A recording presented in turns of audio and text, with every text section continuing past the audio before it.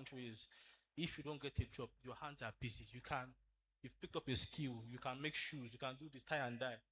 So it's all about, you know, in funding everything they say they want. By God's grace, God will give parents the resources to do it. But that's how I was raised.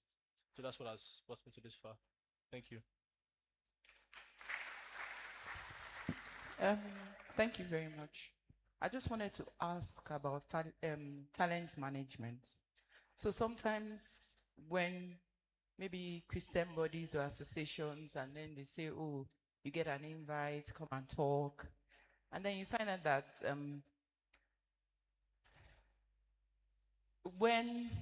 because I have friends, and let me take it from that perspective, where they will tell me when I have speaking engagements that I'm not even as good as you, this is what I charge. And I'm like, how do I shift into that, where you're shifting from being that nice, good Christian to that Christian where, based on talent, you now want to make resources from that talent that you have? One. Two, you find out that sometimes in business, maybe for example, you're doing virtual consultations, and then you see people send things to you online and say, oh, I'm not feeling this, that. And then maybe they get billed. They'll tell you, oh, you're a Christian. Why should you bill me? What did I ask you? You just provided a simple solution, and I'm good, I'm okay, I'm well. And then sometimes, one feels guilty that, am I doing anything bad?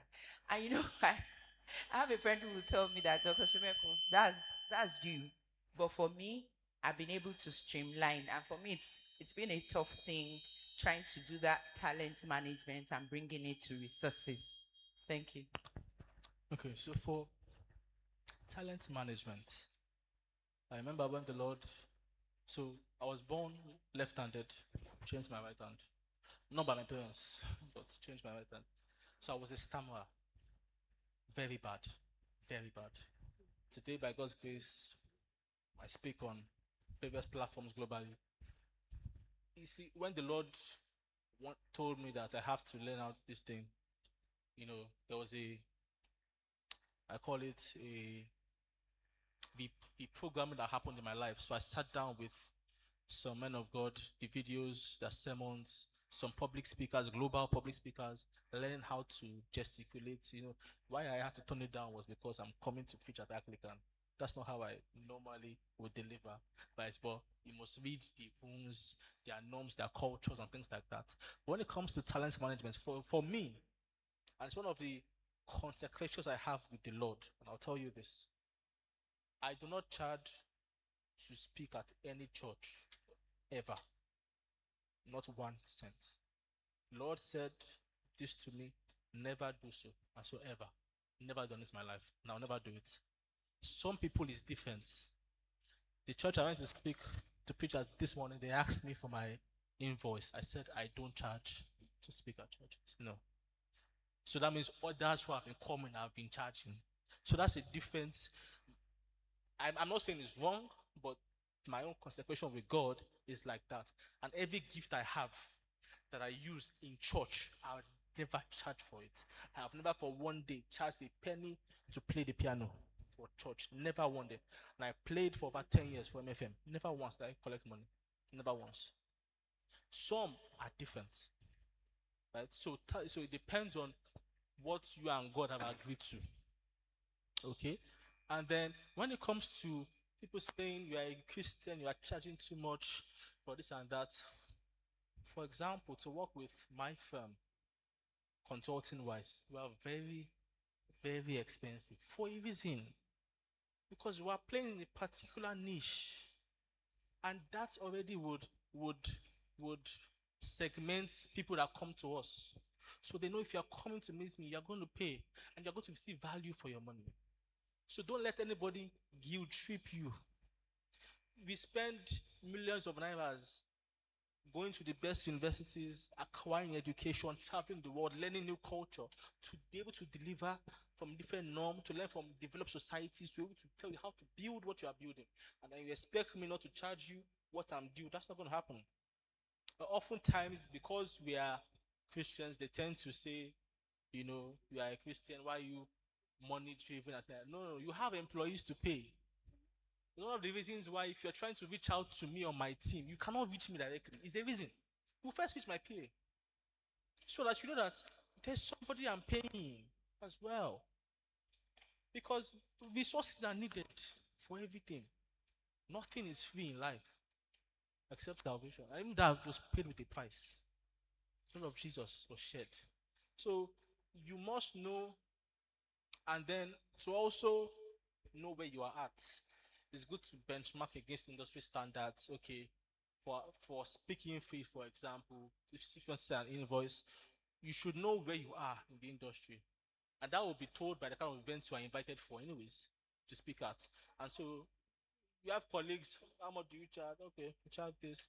Okay, fair enough. You know the norm on how to charge, but don't let anybody guilt trip you. It is important that you set your standard and you don't move it for anybody. If you can't afford us, don't use us. Your money is not in everybody's hands.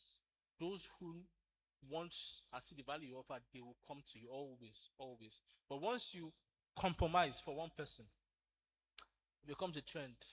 Because this person will tell that person, but you did it for her for 5,000. Why is my own thing? See, and that's where you start getting, the lines start getting blurry. So we don't do it. So I hope that answers question mark. Thank you. Good day, sir. Um, as someone interested in tech, specifically software engineering, I've been willing to know since I'll soon be done with secondary school. Would it be better for me to start my tech career before university or go to university first? Thank you. Okay, so when you are thinking of career, you must be thinking of the fact that you are competing globally, not locally.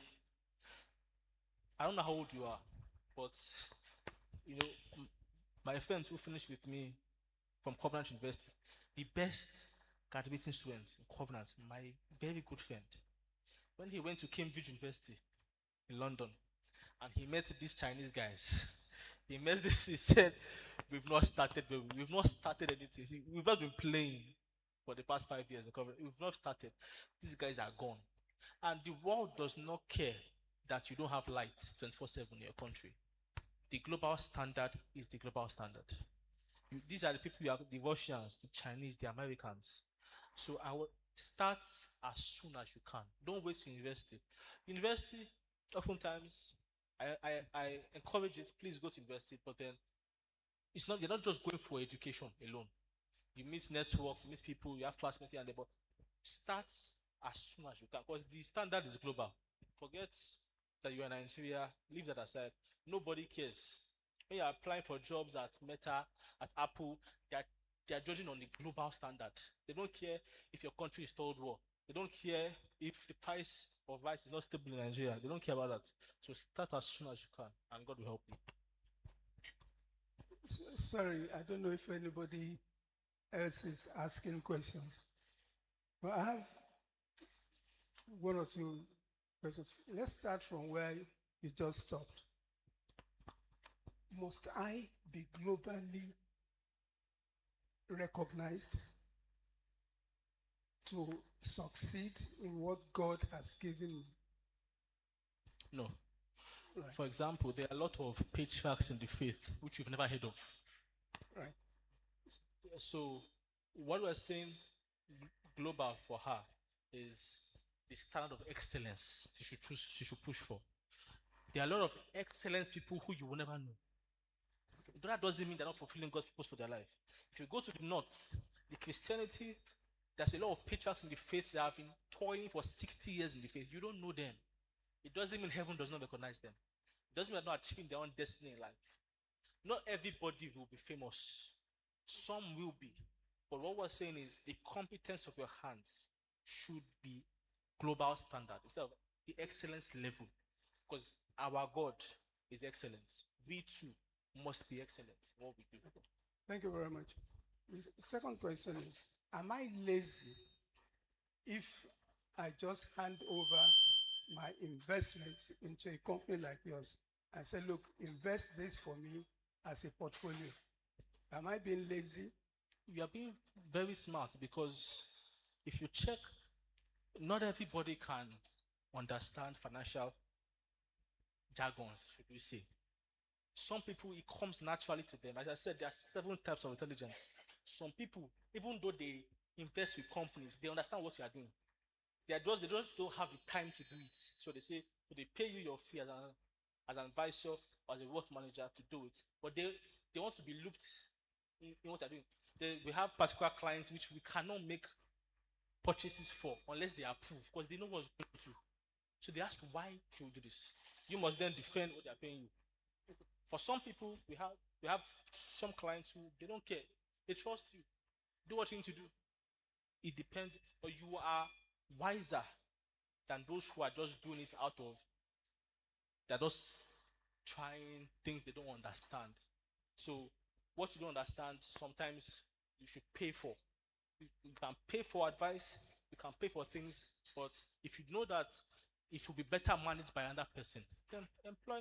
It's the same way as saying, if you cannot drive, for example, why can't I employ a driver? I can. If I can afford it, I can do so. I can employ a chef. I can do so. So it's the same type of analogy. So if you want to do so, don't feel like you're being lazy. No, just understand. You must just understand to a bare minimum what they are doing. That's what you need to do. Once you understand it, then that's fine. You can commit to anybody's hands. Thank you very much. I'm sure I'm monopolizing, but our granddaughter is doing very well as a singer. And she's beginning to consider music as a career. Now, we are in the middle of a discussion. Should you become a musician, or in some of the basic subjects that a person does in school? She apparently is fairly good in maths and physics, which could qualify her to be like her grandmother, sorry, all right?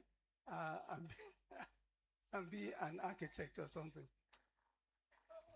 But like Daddy did, he said, do something that will put food on the table first. So the question is not for you. The question is actually for Daddy. I hope she's hearing you.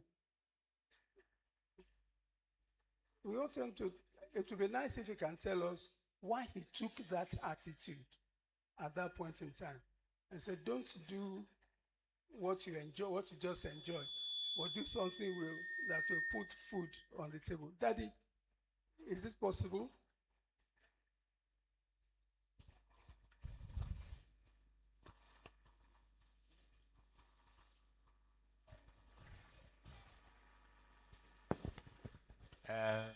Good afternoon. Well, different homes. It depends on the way you build up your home. Some have 1, 2, 3, 4, 5 children. Some have only one.